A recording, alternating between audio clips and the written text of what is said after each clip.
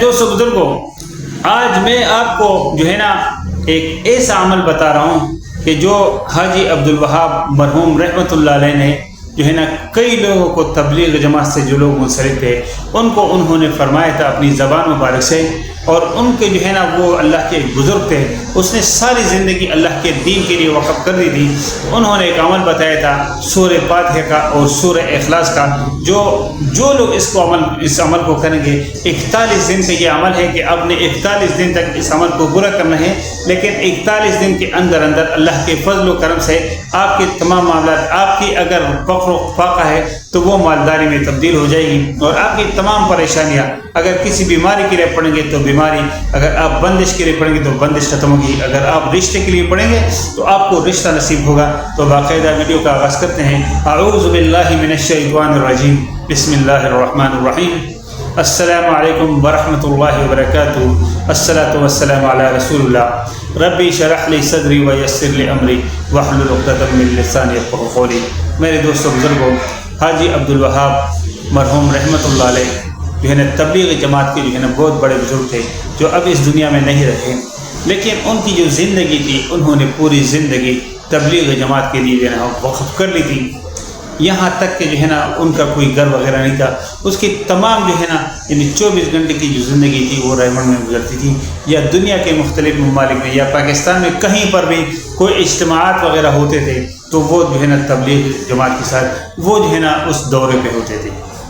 اور ان کی واپسی بھی جو ہے نا سیدھا وہ ریمنڈ ہوتی ہے۔ جیسے ہم کہیں بھی سفر پہ جاتے ہیں تو واپسی ہمارے اپنے گھر میں ہوتی ہے، لیکن اس نے جو ہے نا اپنے جو ہے نا اس کی بیگم کا جو ہے شادی کے کچھ عرصے بعد ان کا انتقال ہو چکا تھا، اس کے بعد پھر انہوں نے دوسری شادی نہیں کی تھی، بلکہ اپنی پوری زندگی وہ دین کے لیے وقف کرنی تھی، اور دعوت التبلیغ میں اس کی ساری زندگی گزری تھی۔ تمام دنیا سے واقف ہے، اس کا بھی حال ہی میں کچھ عرصہ پہلے ان کا انتقال ہوا تھا۔ اللہ ان کی قبر پہ کروڑہ رحمتیں نازل فرمائے۔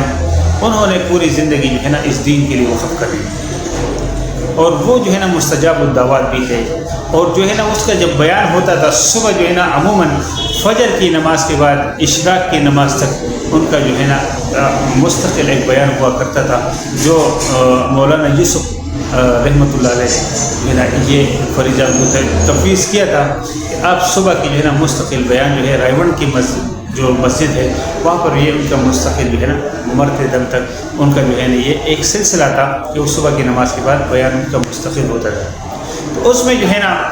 علماء کرام فرماتے ہیں کہ ان کے بیان میں جو ہے نا عموماً جو ہے اللہ تبارک و تعالیٰ کوئی ایسی نئی بات اس کے دل میں ڈالتے تھے کہ وہ جو ہے نا علماء اس سے اخذ کرتے تھے، عام لوگوں کی بس کی بات نہیں تھی عام لوگ، لیکن اس کی ساری زندگی جو ہے نا تبلیغ کی جو 6 نمبر ہے اس میں سے پہلے نمبر جو ہے جو دعوت تبلیغ توحید جو ہے اللہ کی توحید بیان کرنا، کہ جو کچھ ہوتا ہے وہ صرف اللہ کی ذات سے ہوتا ہے، باقی کسی سے کچھ نہیں ہوتا ہے۔ اس ایک لفظ پہ جو ہے نا انہوں نے پوری زندگی جو ہے نا بیان فرمایا تھا، اور اس ایک نمبر سے وہ آگے دوسرے نمبر پہ نہیں بڑھ سکتے۔ دوسرا نمبر نماز کا ہوتا ہے، لیکن اللہ تبارک و تعالیٰ نے اس کی زبان مبارک میں ایسی استعداد رکھی تھی کہ وہ اللہ تبارک و تعالیٰ روزانہ وہ 2-2.5 گھنٹے کا بیان کرتے تھے۔ سب لوگ جو تبلیغ جماعت سے وابستہ لوگ ہیں وہ کروڑوں لوگ ہیں، ان کو پتہ ہے کہ جنہوں نے ان کی بیانات سنے ہیں کہ وہ 2-2.5 گھنٹے ڈیلی بیان کرتے تھے، لیکن روزانہ اس کی جو بیان ہوتا تھا وہ توحید پہ ہوتا تھا، اور اس کی صرف یہ ایک ہی نقطے پہ اس کے بیان ہوتا تھا کہ اللہ کی ذات سے ہوتا ہے، مخلوق سے یا کسی غیر اللہ سے کچھ نہیں ہوتا ہے، اور جو کچھ ہونا ہے وہ اللہ کی ذات میں کرنا ہے۔ تو انہوں نے جو ہے نا کئی لوگوں کو جو ہے نا وہ وظائف نہیں بتاتے ہیں، لیکن کبھی کبھار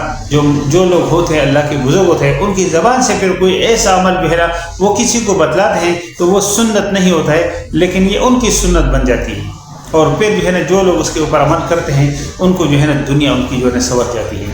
تو انہوں نے بھی کئی اکابر کو یہ بات بتائی تھی، اور ان کے ذریعے پھر انہوں نے جو ہے نا دوسرے لوگوں کو یہ بات بتائی تھی کہ وہ عمل یہ ہے کہ آپ نے جو ہے نا عشاء کی نماز کے بعد، عشاء کی نماز جب آپ پڑھ چکے ہو اور آپ تمام اذکار وغیرہ سے فارغ ہو جاؤ، تو اس کے بعد پھر آپ نے جو ہے نا درود ابراہیمی دوبارہ پڑھنا ہے اس عمل سے پہلے، اور درود ابراہیمی سے پہلے جو ہے نا آپ نے جو ہے نا یہ پھر درود ابراہیمی کے بعد آپ نے 3 جو ہے نا بسم اللہ الرحمن الرحیم آپ نے پڑھنا ہے، اور 1 مرتبہ آپ نے سورہ فاتحہ پڑھنا ہے۔ بسم اللہ الرحمن الرحیم کے بعد آپ نے سورہ فاتحہ پڑھنا ہے۔ بسم اللہ الرحمن الرحیم الحمدللہ رب العالمین الرحمن الرحیم مالک یوم الدین ایاک نعبد و ایاک نستعین اہدنا الصراط المستقیم صراط الذین انعمت علیہم غیر المغضوب علیہم ولا الضالین آمین۔ بسم اللہ الرحمن الرحیم قل هو اللہ احد اللہ الصمد لم یلد ولم یولد ولم یکن له کفوا احد قل هو اللہ احد اللہ الصمد لم یلد ولم یولد ولم یکن له کفوا احد قل هو اللہ احد اللہ الصمد لم یلد ولم یولد ولم یکن له کفوا احد۔